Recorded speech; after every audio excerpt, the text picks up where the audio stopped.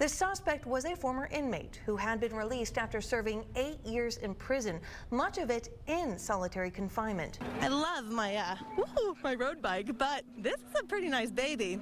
A small plane crashes into an unoccupied house north of Denver, catches on fire, and the pilot amazingly walks away with only minor injuries. Defenders say the cameras make streets safer while saving police time. I love this, and I don't even know the story behind it, but tell me a little bit more about these initials. Okay. It's a great forecast. Man. Jorma, you gotta do this more often. I'm here with Sarah Oakley. She's gonna teach me how to paint this beautiful yellow sky. Buick. Crick or Kirk? Kirk. I think it's Kirk.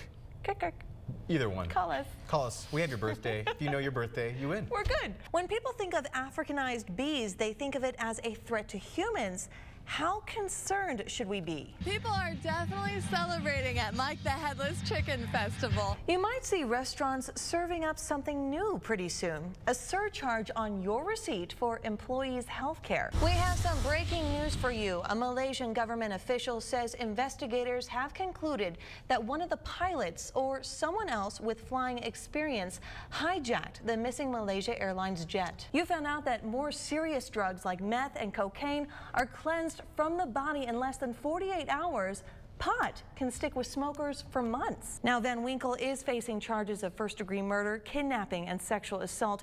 He could be facing the death penalty if he is convicted. Last night, we told you about the pilot that crashed into a home near Denver and only suffered minor injuries. Well, the story gets even more interesting because the pilot actually used to own that property. Remember I told you the over-under bet for me was 1 point. Did you bet over or under? I said over. Good, because I scored 2 points. Look at that! Look at that! Yeah. Is everyone within the airport truly free from prosecution? You have so many different events alike. Bouncers! Grand Junction Parks and Recreation have accomplished a lot in the past decade between Lincoln Park, Canyon View Park, and soon-to-be Matchett Park. A Northwestern scientist didn't just imagine it, he created it. Now, Emily, what does it mean for Grand Junction to be hosting this type of event? Are you on board with that? Would you gargle with oil? I actually tried it. Did it work? Did you really? I didn't know that you did. Yes. Did it work? Yes, the Is your coconut breath oil. okay? Colorado is poised to become the initial state to allow terminally ill patients to access experimental medications, even when those medicines are years away from hitting the market. It seems everyone thinks they have a secret for getting the best airline deal, whether it's buying tickets on a certain day or using a certain website, but it turns out that many of those beliefs are really just myths. And speaking of the weather, after recent weather events, I saw your car, Jorma. It was filthy. Turns out breast cancer survivors often end up battling a new problem, unemployment. A new study reiterates what we all know: junk food is bad for you, and not only because it makes you fat, but it also makes you less motivated. Thousands of people are meeting in a small West Texas town to hunt rattlesnakes. The annual Sweetwater Rattlesnake Roundup takes place this weekend, and the venomous viper is the star of the show. So when you have a big Y, that is dominant. Dedicated. Anne is a champion, if you will, of the underprivileged and the underserved. Tenacious. There you go. And she won't give up on kids. Protective. Capiche? Okay. She takes kids under her arm and protects them. A number / the letter of C. 3 words many would describe Anne Schaffstall. So when I say, do you understand, what do you say? Perfect teacher is one that's willing to sacrifice and do everything that's needed to provide the best for her students. And Anne is very much that person. I teach primarily the behavioral students. I also deal with autistic kids or learning disabled kids. She can fill in gaps, help kids succeed where they haven't been able to succeed before. There we go. There we go. I had no clue what I was doing until I came here, and Ms. Schaffstall's helped me, and I've gone a long way since then. She just understands if I have a really, really bad day. Like, I'm very stressed out and stuff has happened at home. She allows me to stay in all day and not, like, cause trouble so I don't get in trouble. But this warmth that Anne brings radiates beyond her classroom. Her classroom isn't 4 walls. Her classroom is her room. It's the community. It's her house. She's even taking kids in on her own to provide them a safe place. Just recently she took some children to buy clothes, shoes. They just didn't have any. She spent close to $300 within a couple hours of shopping. And this isn't just an isolated incident. This is something she does all the time. What made me want to start doing this is that I was those kids. I mean, I was a kid who had a very fragmented, past. I didn't have those teachers that were going, the buck stops here.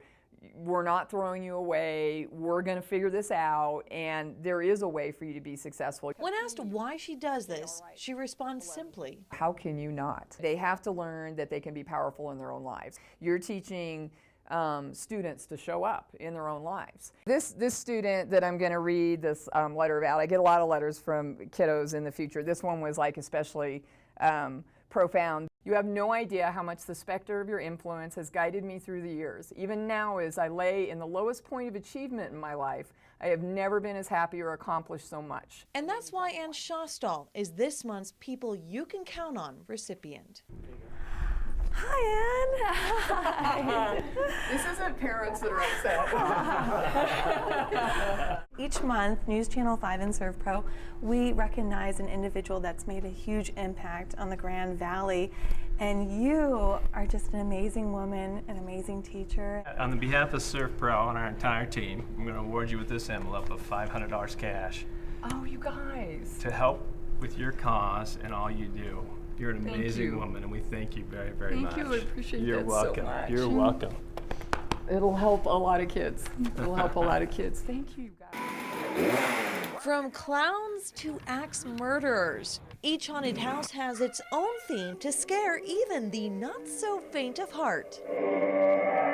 But the minutes of sheer terror actually take months to prepare. We start March. We actually go to a couple conventions up in St. Louis, and then we start building all year long. We start planning this probably about a month after. It may be hard to believe, but to execute these dark nightmares, a flow is essential. We try to create chemistry from room to room, and we try to give more of an ambiance in a specific room, but we want to lead it to another room. You kind of want to start not as scary so they can get in, kind of move a little quicker, and then around the middle you start kind of bombarding them with sound and lighting and fog. And what makes a house really intriguing are its characters. As you can tell from my outfit, you're going to see stuff here that you don't see at any other haunted house. I am an axe murderer. I carry around an axe or sometimes a sledgehammer. I get to chase people around. Then you have what's called lead scares, like usually people with chainsaws and machetes that get the most frights. And all their demented details. It's the whole hair, makeup, costume, has to fit the set. Never sleep again. If you're coming in a little pale or even a little darker, then people, they don't look at you like you're a real human. They look at you as like you're a ghost or some sort of monster. Despite the long hours, it's the overall results that have many continuing this terrifying trend year after year. Everyone likes to get scared. This was terrifying. Oh, thank you. For News Channel 5, I'm Kristina Kuestner.